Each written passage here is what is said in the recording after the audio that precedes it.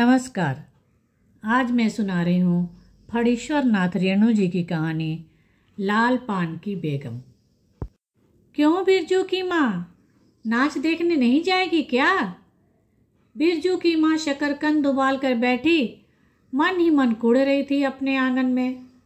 7 साल का लड़का बिरजू शकरकंद के बदले तमाचे खाकर आंगन में लोट पोट कर सारी देह में मिट्टी मल रहा था। चंपिया के सिर पर चुड़ैल मंडरा रही थी। आधे आंगन धूप रहते जो गई है सहुआइन की दुकान छोआ गुड़ लाने, सो अभी तक नहीं लौटी। दिया बाती की बेला हो गई है। आए आज लौट के। बागड़ बकरे के देह में कुकुर माछी लगी थी, इसलिए बेचारा बागड़ रह रहकर कूद फांद कर रहा था। बिरजू की माँ बागड़ पर मन का गुस्सा उतारने का बहाना ढूंढ निकाल चुकी थी। पिछवाड़े की मिर्ची की फूली गाछ बागड़ के सिवा और किसने कलेवा किया होगा। बागड़ को मारने के लिए वह मिट्टी का ढेला उठा चुकी थी कि पड़ोसिन मखनी फुआ की पुकार सुनाई पड़ी। क्यों बिरजू की माँ नाच देखने नहीं जाएगी क्या? बिरजू की माँ के आगे नाथ और पीछे पगहिया हो तब न फुआ। गरम गुस्से से बुझी नुकीली बात फुआ की देह में धंस गई और बिरजू की माँ ने हाथ के ढेले को पास ही फेंक दिया। बेचारे बागड़ को कुकुरमाछी परेशान कर रही है। आहा, आए आए, हर हर, आए आए। बिरजू ने लेटे ही लेटे बागड़ को एक डंडा लगा दिया। बिरजू की माँ की इच्छा हुई कि जाकर उसी डंडे से बिरजू का भूत भगा दे, किंतु नीम के पास खड़ी पन भरनियों की खिलखिलाहट सुनकर रुक गई। बोली, ठहर, तेरे बप्पा ने बड़ा हाथ छुट्टा बना दिया है तुझे। बड़ा हाथ चलता है लोगों पर, ठहर। मखनी फुआ नीम के पास झुकी कमर से घड़ा उतारकर पानी भरकर लौटती पन भरनियों में बिरजू की माँ की बहकी हुई बात का इंसाफ करा रही थी। जरा देखो तो इस बिरजू की माँ को। 4 मन पाट का पैसा क्या हुआ है, धरती पर पांव ही नहीं पड़ते। निसाफ करो। खुद अपने मुंह से 8 दिन पहले से ही गांव की गली गली में बोलती फिरी है। हाँ, इस बार बिरजू के बप्पा ने कहा है बैलगाड़ी पर बिठाकर बलरामपुर का नाच दिखा लाऊंगा।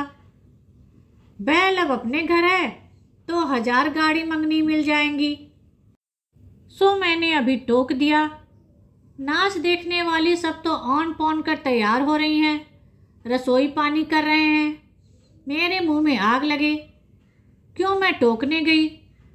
सुनती हो क्या जवाब दिया बिरजू की माँ ने? मखनी फुआ ने अपने पोपले मुंह के होठों को एक और मोड़कर ऐंठती हुई बोली निकाली। अरे हाँ हाँ, बिरजू की माँ आगे के नाथ और पीछे के पगहिया हो तब ना। जंगी की पतोह बिरजू की माँ से नहीं डरती। वह जरा गला खोलकर ही कहती है, फुआ, सरबे शीतल मिर्टी के हाकिम के बासा पर फूल छाप किनारी वाली साड़ी पहन के तू भी भटा की भेंटी चढ़ाती तो तुम्हारे नाम से भी 2-3 बीघा धनहर जमीन का पर्चा कट जाता। फिर तुम्हारे घर भी आज 10 मन सोना बंग पाठ होता, जोड़ा बैल खरीदता, फिर आगे नाथ और पीछे सैकड़ों पगहियां झूलती। जंगी की पतोहू मुंहजोर है, रेलवे स्टेशन के पास की लड़की है, 3 ही महीने हुए गौने की नई बहू होकर आई है और सारे कुरमा टोली की सभी झगड़ालू सासों से एक आध मोर्चा ले चुकी है। उसका ससुर जंगी दागी चोर है, सी किलासी है। उसका खसम रंगी कुरमा टोली का नामी लठैत है, इसीलिए हमेशा सिंह खुजाती फिरती है जंगी की पतोहू। बिरजू की माँ के आंगन में जंगी की पतोहू की गला खोल बोली गुलेल की गोलियों की तरह दनदनाती हुई आई थी। बिरजू की माँ ने एक तीखा जवाब खोज कर निकाला, लेकिन मन महसूस कर रह गई। गोबर की ढेरी में कौन ढेला फेंके। जीभ के झाल को गले में उतारकर बिरजू की माँ ने अपनी बेटी चंपिया को आवाज दी, अरे चंपिया, आज लौटे तो तेरी मूड़ी मरोड़ कर चूल्हे में झोंकती हूँ। दिन दिन बेचाल होती जाती है। गांव में तो अब थिएटर बायोस्कोप का गीत गाने वाली पतुरिया पतोहू सब आने लगी हैं। कहीं बैठ के बाजे न मुरलिया सीख रही होगी। अरे चंपिया, जंगी की पतोहू ने बिरजू की माँ की बोली का स्वाद लेकर कमर पर घड़े को संभाला और मटक कर बोली, चल दीदिया चल, इस मोहल्ले में तो लाल पान की बेगम बसती हैं। जानती नहीं, दोपहर दिन और चौपहर रात दिन बिजली की बत्ती भक भक कर जलती रहती है। भक भक कर बिजली बत्ती की बात सुनकर न जाने क्यों सभी खिलखिलाकर हंस पड़ी। फुआ की टूटी हुई दंत पंक्तियों के बीच से एक मीठी गाली निकली, शैतान की नानी। बिरजू की माँ की आंखों पर मानो किसी ने तेज टॉर्च की रोशनी डालकर चौंधिया दिया। भग भग बिजली बत्ती 3 साल पहले सर्वे कैंप के बाद गांव की जलनडाही औरतों ने एक कहानी गढ़ के फैलाई थी। चंपिया की माँ के आंगन में रात भर बिजली बत्ती भुकभुकाती थी। चंपिया की माँ के आंगन में नाक वाले जूते की छाप घोड़े की टाप की तरह। जलो जलो और जलो। चंपिया की माँ के आंगन में चांदी जैसे पाट सूखते देखकर जलने वाली सब औरतें खलिहान पर सोनोली के धान के बोझों को देखकर बैगन का भुर्ता हो जाती। मिट्टी के बर्तन से टपकते हुए छोआ गुड़ को उंगलियों से चाटती हुई चंपिया आई और माँ के तमाचे खाकर चीख पड़ी, मुझे क्यों मारती हो? इस सहुआइन जल्दी से सौदा नहीं देती है। सहुआइन जल्दी से सौदा नहीं देती कि नानी? एक सहुआइन की दुकान पर मोती झाड़ते हैं जो जड़ गाड़ कर बैठी थी। बोल, गले पर लात देकर कल्ला तोड़ दूंगी हर जाई, जो फिर कभी बाजे न मुरलिया गाते सुना। चाल सीखने जाती है ट्यूशन की छोकरियों से। बिरजू की माँ ने चुप होकर अपनी आवाज अंदाजी कि उसकी बात जंगी के झोपड़े तक साफ साफ पहुंच गई होगी। बिरजू बीती हुई बातों को भूलकर उठ खड़ा हुआ था और धूल झाड़ते हुए बर्तन से टपकते गुड़ को ललचाई निगाह से देखने लगा था। दीदी के साथ वह भी दुकान जाता तो दीदी उसे भी गुड़ चटाती। वह शकरकंद के लोभ में रहा और माँ ने शकरकंद के बदले मार दी। ए मैया, एक अमली गुड़ दे दे। बिरजू ने तलहथी फैलाई। दे दे मैया, एक रत्ती भर। एक रत्ती क्यों? उठा के बर्तन को फेंक आती हूँ पिछवाड़े में, जाके चाटना। नहीं बनेगी मीठी रोटी। मीठी रोटी खाने का मुंह होता है? बिरजू की माँ ने उबले शकरकंद का सूप रोती हुई चंपिया के आगे रखते हुए कहा, बैठ के छिलके उतार, नहीं तो अभी। 10 साल की चंपिया जानती है शकरकंद छीलते समय कम से कम 12 बार माँ उसे बाल पकड़कर झकझोरेगी, छोटी छोटी खोट निकालकर गालियाँ देगी। पाँव फैला के क्यों बैठी है? उसी तरह बेलज्जी। चंपिया माँ के गुस्से को जानती है। बिरजू ने इस मौके पर थोड़ी सी खुशामद करके देखा। मैया, मैं भी बैठकर शकरकंद छीलूं? नहीं, माँ ने झिड़की दी। एक शकरकंद छीलेगा और 3 पेट में। जाके सिद्धू की बहू से कहो 1 घंटे के लिए कढ़ाई मांग कर ले गई थी, फिर लौटाने का नाम नहीं। जा जल्दी। मुंह लटकाकर आंगन से निकलते निकलते बिरजू ने शकरकंद और गुड़ पर निगाहें दौड़ाई। चंपिया ने अपने झबरे केश की ओट से माँ की ओर देखा और नजर बचाकर चुपके से बिरजू की ओर एक शकरकंद फेंक दिया। बिरजू भागा। सूरज भगवान डूब गए। दिया बाती की बेला हो गई। अभी तक गाड़ी नहीं आई। चंपिया बीच में ही बोल उठी, कोयरी टीले में किसी ने गाड़ी नहीं दी मैया? बप्पा बोले, माँ से कहना सब ठीक ठाक करके तैयार रहे, मलदहिया टोली के मियाँ जान की गाड़ी लेने जा रहा हूँ। सुनते ही बिरजू की माँ का चेहरा उतर गया। लगा छाते की कमानी उतर गई घोड़े से अचानक। कोयरी टीले में किसी ने गाड़ी मांगनी नहीं थी, तब मिल चुकी गाड़ी। जब अपने गांव के लोगों की आंख में पानी नहीं तो मलदहिया टोली के मियाँ जान की गाड़ी का क्या भरोसा। न 3 में न 13 में क्या होगा शकरकंद छीलकर रख दे उठा के। यह मर्द नाच दिखाएगा, बैलगाड़ी पर चढ़कर नाच दिखाने ले जाएगा। चढ़ चुकी बैलगाड़ी पर, देख चुकी जी भर कर नाच। पैदल जाने वाली सब पहुंचकर पुरानी हो चुकी होंगी। बिरजू छोटी कड़ाही सिर पर औंधा कर वापस आया। देख दीदिया, मिलिट्री टोपी, इस पर 10-10 लाठी मारने पर भी कुछ नहीं होता। चंपिया चुपचाप बैठी रही, कुछ बोली नहीं, जरा सी मुस्कुराई भी नहीं। बिरजू ने समझ लिया मैया का गुस्सा अभी उतरा नहीं है पूरे तौर से।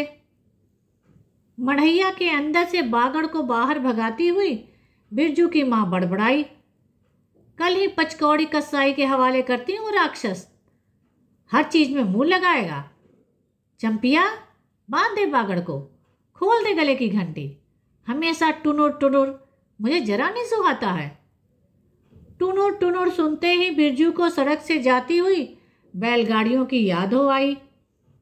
अभी बबुआन टोले की गाड़ियां नाच देखने जा रही थी। झुनुर झुनुर बैलों की झुमकी तुमने सुनी? बेसी बकबक मत कर, बागड़ के गले से झुमकी खोलती हुई चंपिया बोली। चंपिया, डाल दे चूल्हे में पानी। बप्पा आवे तो कहना कि अपने उड़न जहाज पर चढ़कर नाच देख आए। मुझे नाच देखने की शौक नहीं। मुझे जगाइयो मत कोई, मेरा माथा दुख रहा है। मढ़ैया के ओसारे पर बिरजू ने फिसफिसा के पूछा, क्यों दीदिया, नाच में उड़न जहाज भी उड़ेगा? चटाई पर कथड़ी ओढ़ कर बैठती हुई चंपिया ने बिरजू को चुपचाप अपने पास बैठने का इशारा किया। मुफ्त में मार खाएगा बेचारा। बिरजू ने बहन की कथरी में हिस्सा बटाते हुए चुक्की मुक्की लगाई। जाड़े के समय इस तरह घुटने पर ठुड्डी रखकर चुक्की मुक्की लगाना सीख चुका है वह। उसने चंपिया के कान के पास मुँह ले जाकर कहा, हम लोग नाच देखने नहीं जाएंगे? गांव में एक भी पंछी नहीं है, सब चले गए। चंपिया को तिल भर भी भरोसा नहीं। संजा तारा डूब रहा है, बप्पा अभी तक गाड़ी लेकर नहीं लौटे। 1 महीना पहले से ही मैया कहती थी बलरामपुर के नाच के दिन मीठी रोटी बनेगी, चंपिया छीट की साड़ी पहनेगी, बिरजू पैंट पहनेगा। चंपिया की भीगी पलकों पर एक बूंद आंसू आ गया। बिरजू का भी दिल भर आया। उसने मन ही मन में इमली पर रहने वाले जिन्न बाबा को एक बैंगन कबूला, गाछ का सबसे पहला बैंगन। उसने खुद जिस पौधे को रोपा है, जल्दी से गाड़ी लेकर बप्पा को भेज दो जिन्न बाबा। मढ़ैया के अंदर बिरजू की माँ चटाई पर पड़ी करवटें ले रही थी। ओह, पहले से किसी बात का मंसूबा नहीं बांधना चाहिए। भगवान ने मंसूबा तोड़ दिया। उसको सबसे पहले भगवान से पूछना है, यह किस चूक का फल दे रहे हो भोले बाबा? अपने जानते उसने किसी देवता पितर की मान मनौती बाकी नहीं रखी। सर्वे के समय जमीन के लिए जितनी मनौतियां की थी। ओ, ठीक ही तो है, महावीर जी का रोट तो बाकी ही है। हाय रे देव, भूल चूक माफ करो। महावीर बाबा मनौती दूनी करके चढ़ाएगी बिरजू की माँ। बिरजू की माँ के मन में रह रहकर जंगी की पुतूह की बातें चुभती हैं। भक भक बिजली बत्ती, चोरी चमारी करने वाली की बेटी पुतूह जलेगी नहीं। 5 बीघा जमीन क्या हासिल की है बिरजू के बप्पा ने? गांव की भाई खोकियों की आंखों में किरकिरी पड़ गई है। खेत में पाट लगा देखकर गांव के लोगों की छाती फटने लगती है। धरती फोड़कर पाट लगा है, बैसाखी बादलों की तरह उमड़ते आ रहे हैं पाट के पौधे। तो अलान तो फलान, इतनी आंखों की धार भला फसल सहे? जहां 15 मन पाट होना चाहिए, सिर्फ 10 मन पाट काटा, और तौल के ओजन हुआ भगत के यहाँ। इसमें जलने की क्या बात है भला? बिरजू के बप्पा ने तो पहले ही कुरमा टोली के एक एक आदमी को समझा के कहा, जिंदगी भर मजदूरी करते रह जाओगे, सर्वे का समय हो रहा है, लाठी कड़ी करो तो 2-4 बीघे जमीन हासिल कर सकते हो। सो गांव की किसी पुत खौकी की भतार का सर्वे के समय बाबू साहब के खिलाफ खासा भी ना गया। बिरजू के बप्पा को कम सहना पड़ा है। बाबू साहब गुस्से से सर्कस नाच के बाघ की तरह घुमड़ते रहे। उनका बड़ा बेटा घर में आग लगाने की धमकी देकर गया। आखिर बाबू साहब ने अपने सबसे छोटे लड़के को भेजा। बिरजू की माँ को मौसी कह के पुकारा। यह जमीन बाबूजी ने मेरे नाम खरीदी थी। मेरी पढ़ाई लिखाई उसी जमीन की उपज से चलती है। और भी कितनी बातें। खूब मोहना जानता है उतना जरा सा जमींदार का बेटा। चंपिया, बिरजू सो गया क्या? यहाँ आजा बिरजू अंदर। तू भी आजा चंपिया। भला आदमी आए तो एक बार आज। बिरजू के साथ चंपिया अंदर चली गई। ढिबरी बुझा दे। बप्पा बुलाए तो जवाब मत देना, खपच्ची गिरा दे। भला आदमी रे, भला आदमी। मुंह देखो जरा इस मर्द का। बिरजू की माँ दिन रात मंजाना देती रहती तो ले चुके थे जमीन। रोज आकर माथा पकड़ के बैठ जाए। मुझे जमीन नहीं लेनी है बिरजू की माँ, मजूरी ही अच्छी। जवाब देती थी बिरजू की माँ खूब सोच समझ के। छोड़ दो, जब तुम्हारा कलेजा ही स्थिर नहीं होता तो होगा क्या। जोरू जमीन जोर के, नहीं तो किसी और के। बिरजू के बाप पर गुस्सा बहुत तेजी से चढ़ता है, चढ़ता ही जाता है।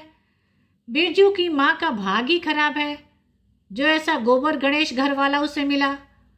कौन सा शौक मौज दिया है उसके मर्द ने। कोलू के बैल की तरह खटकर सारी उम्र काट दी इसके यहाँ। कभी 1 पैसे की जलेबी भी लाकर दी है उसके खसम ने। पाट का दाम भगत के यहाँ से लेकर बाहर ही बाहर बैल हट्टा चले गए। बिरजू की माँ को एक बार नंबरी नोट देखने भी नहीं दिया आंख से। बैल खरीद लाए। उसी दिन से गांव में ढिढोरा पीटने लगे। बिरजू की माँ इस बार बैलगाड़ी पर चढ़कर जाएगी नाच देखने। दूसरे की गाड़ी के भरोसे नाच दिखाएगा। अंत में उसे अपने आप पर ही क्रोध हो आया। वह खुद भी कुछ कम नहीं, उसकी जीभ में आग लगे। बैलगाड़ी पर चढ़कर नाच देखने की लालसा किसी कुसमय में उसके मुंह से निकली थी, भगवान जाने।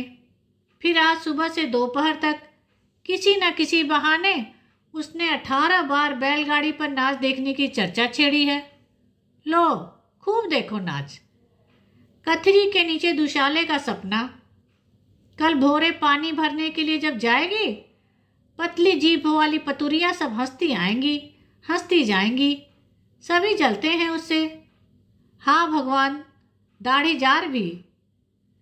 2 बच्चों की माँ होकर भी जस की तस है। उसका घरवाला उसकी बात में रहता है। वह बालों में गरी का तेल डालती है। उसकी अपनी जमीन है। किसी के पास 1 घूर जमीन भी अपने गांव में नहीं है। जलेंगे नहीं। 3 बीघे में धान लगा हुआ है अगहनी। लोगों की बिखदीड़ से बचे तब तो। बाहर बैलों की घंटियां सुनाई पड़ी। तीनों सतर्क हो गए, उत्कर्ण होकर सुनते रहे। अपने ही बैलों की घंटी है, क्यों री चंपिया? चंपिया और बिरजू ने एक साथ मुंह से कहा, हूं। चुप, बिरजू की मां ने फिसफिसाकर कहा, शायद गाड़ी भी है, घड़घड़ाती है ना? दोनों ने फिर हुंकारी भरी। चुप, गाड़ी नहीं है। तू चुपके से टट्टी में छेद करके देख तो आ चंपी। भाग के आ चुपके चुपके। चंपिया बिल्ली की तरह हौले हौले पांव से टट्टी के छेद से झांक आई।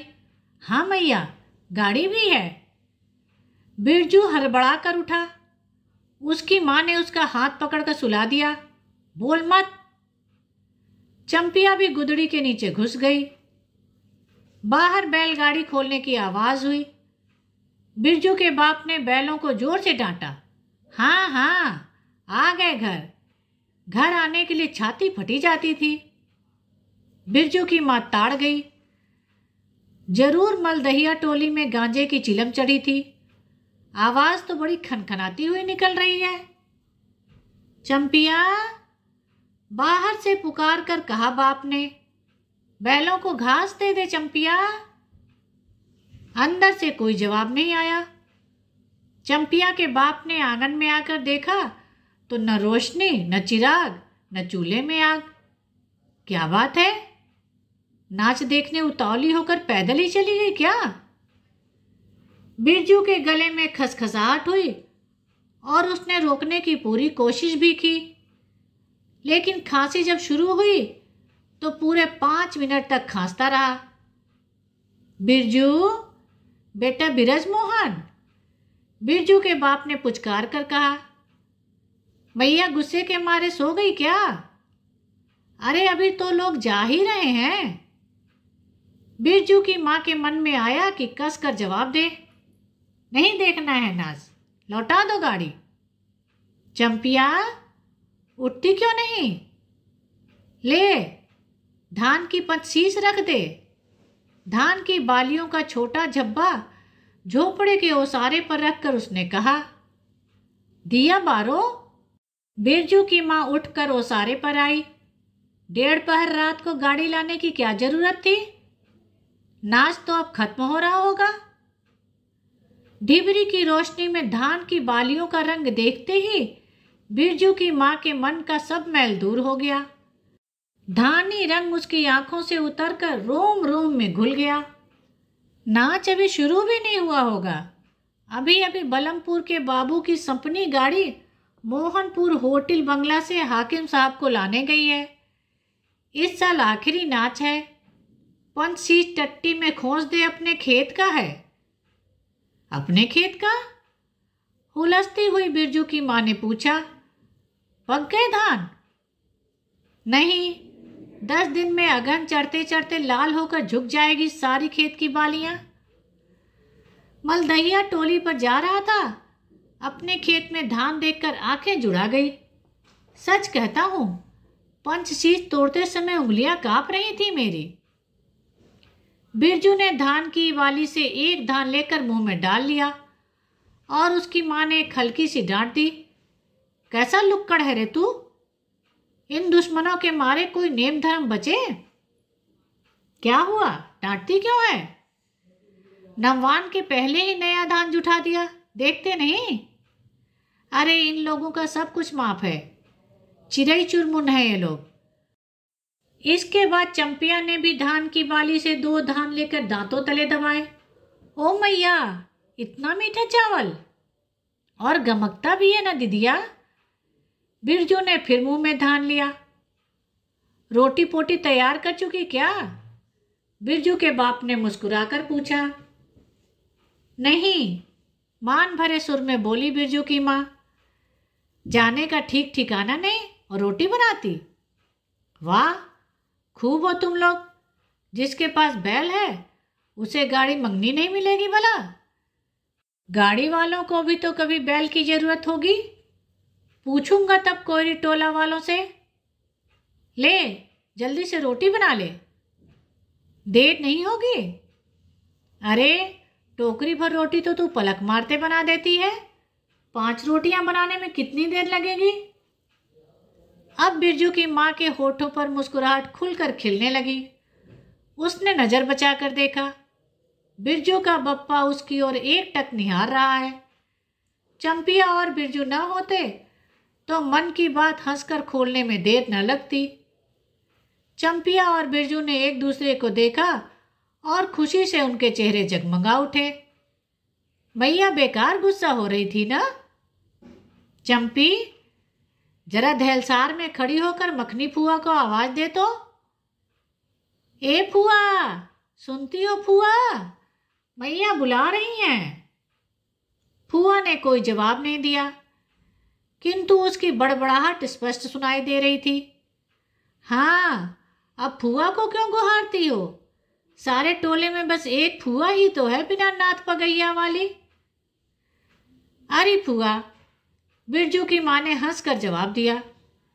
उस समय बुरा मान गई थी क्या? नाथ पगैया वाले को आकर देखो, दोपहर भर गाड़ी लेकर आया है।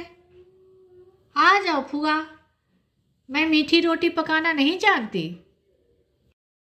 फूआ कांपती खांसती आई। इसी से घड़ी पहर दिन रहते ही पूछ रही थी कि नाच देखने जाएगी क्या। कहती तो मैं पहले से ही अपनी अंगीठी यहाँ सुलगा लाती। बिरजू की माँ ने फूआ को अंगीठी दिखला दी और कहा, घर में अनाज दाना वगैरह तो कुछ है नहीं, एक बागड़ है और कुछ बर्तन बासन, सो रात भर के लिए यहाँ तंबाकू रख जाती हूँ। अपना हुक्का ले आई हो ना फूआ। फूआ को तंबाकू मिल जाए तो रात भर क्या 5 रात बैठकर जाग सकती हैं। फूआ ने अंधेरे में टटोलकर तंबाकू का अंदाज किया। ओहो, हाथ खोलकर तंबाकू रखा है बिरजू की माँ ने। और एक वह है सहुआइन, राम कहो, उस रात को अफीम की गोली की तरह एक मटर भर तंबाकू रख कर चली गई गुलाब बाग मेले में और कह गई कि डिब्बी भर तंबाकू है। बिरजू की माँ चूल्हा सुलगाने लगी। चंपिया ने शकरकंद को मसलकर गोले बनाए और बिरजू सिर पर कढ़ाई औंधा कर अपने बाप को दिखलाने लगा। मलेटरी टोपी, इस पर 10 लाठी मारने पर भी कुछ नहीं होगा। सभी ठठाकर हंस पड़े। बिरजू की माँ हंसकर बोली, ताखे पर 3-4 मोटे शकरकंद हैं, दे दे बिरजू को चंपिया, बेचारा शाम से ही। बेचारा मत कहो मैया, खूब चरा है। अब चंपिया चहकने लगी। तुम क्या जानो, कथरी के नीचे मुंह क्यों चल रहा था बाबू साहब का। ही बिरजू के टूटे दूध के दांतों की फांक से बोली निकली। ब्लैक मार्टिन में 5 शकरकंद खा लिया। हा। फिर सभी ठठाकर हंस पड़े। बिरजू की माँ ने फुआ का मन रखने के लिए पूछा, एक कनवा गुड़ है, आधा दूं फुआ। फुआ ने गदगद होकर कहा, अरे शकरकंद तो खुद मीठा होता है, उतना क्यों डालेगी। जब तक दोनों बैल दाना पानी खाकर एक दूसरे की देह को जीभ से चाटे, बिरजू की माँ तैयार हो गई। चंपिया ने छीट की साड़ी पहनी और बिरजू बटन के अभाव में पैंट पर पटसन की डोरी बांधने लगा। बिरजू की माँ ने आंगन से निकलकर गांव की ओर कान लगाकर सुनने की चेष्टा की। ओहो, इतनी देर तक भला पैदल जाने वाले रुके रहेंगे। पूर्णिमा का चांद सिर पर आ गया। बिरजू की माँ ने असली रूपा का मंगटीका पहना है आज। पहली बार बिरजू के बप्पा को क्या हो गया है, गाड़ी जोतता क्यों नहीं। मुंह की ओर एकटक देख रहा है, मानो नाच की लाल पान की। गाड़ी पर बैठते ही बिरजू की माँ की देह में एक अजीब गुदगुदी होने लगी। उसने बांस की बल्ली को पकड़कर कहा, गाड़ी पर अभी बहुत जगह है, जरा दाहिनी सड़क से गाड़ी हाँकना। बैल जब दौड़ने लगे और पहिया जब चूं चूं करके घरघराने लगा तो बिरजू से नहीं रहा गया। उड़न जहाज की तरह उड़ाओ बप्पा। गाड़ी जंगी के पिछवाड़े पहुंची। बिरजू की माँ ने कहा, जरा जंगी से पूछो ना, उसकी पुतोहू नाच देखने चली गई क्या।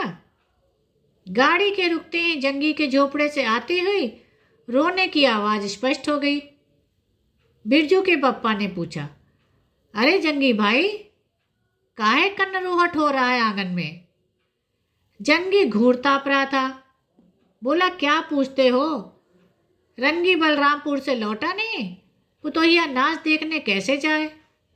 आसरा देखते ही देखते उधर गांव की सभी औरतें चली गईं। अरे टीसन वाली, तो रोती है काहे। बिरजू की माँ ने पुकार कर कहा, आजा झट से कपड़ा पहनकर, सारी गाड़ी पड़ी हुई है, आजा जल्दी। बगल के झोपड़े से राधे की बेटी सुनरी ने कहा, काकी गाड़ी में जगह है, मैं भी जाऊंगी। बांस की झाड़ी के उस पार लरेना खवास का घर है, उसकी बहू भी नहीं गई थी। गीलट का झुमका कड़ा पहनकर झमकती आ रही है। आजा, जो बाकी रह गई हैं सब आजा जल्दी। जंगी की पुतोहू लरेना की बीबी और राधे की बेटी सुनरी तीनों गाड़ी के पास आई। बैल ने पिछला पैर फेंका। बिरजू के बाप ने एक भद्दी गाली दी। साला लताड़ मारकर लंगड़ी बनाएगा पुतोहू को।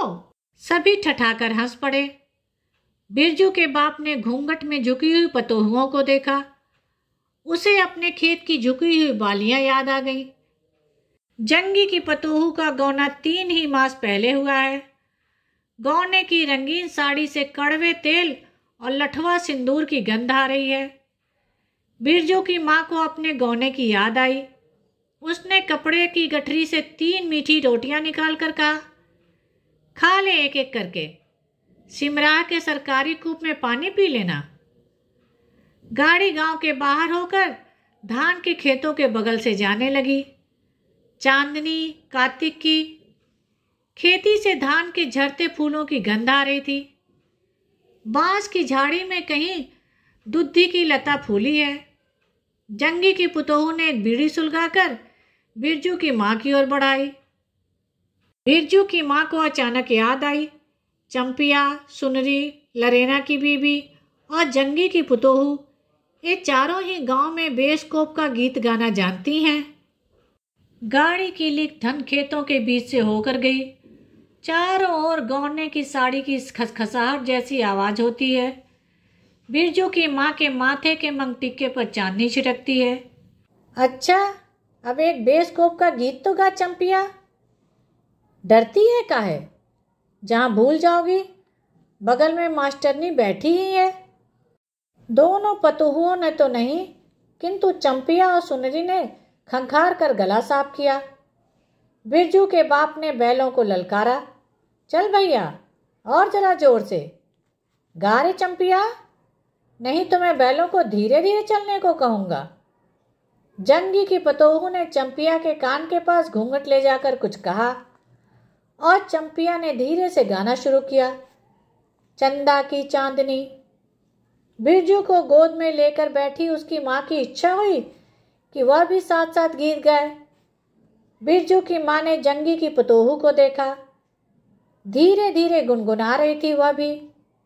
कितनी प्यारी पतोहू है। गौने की साड़ी से एक खास किस्म की गंध निकलती है। ठीक ही तो कहा है उसने। बिरजू की माँ बेगम है, लाल पान की बेगम। यह तो कोई बुरी बात नहीं। हाँ, वह सचमुच लाल पान की बेगम है। बिरजू की माँ ने अपनी नाक पर दोनों आंखों को केंद्रित करने की चेष्टा करके अपने रूप की झांकी ली। लाल साड़ी की झिलमिल किनारी, मंगटिक्का पर चांद। बिरजू की माँ के मन में अब कोई और लालसा नहीं। उसे नींद आ रही है। धन्यवाद। मेरे चैनल को लाइक करें, शेयर करें और सब्सक्राइब करें, जिससे सभी कहानियाँ आपको समय पर मिल जाएं।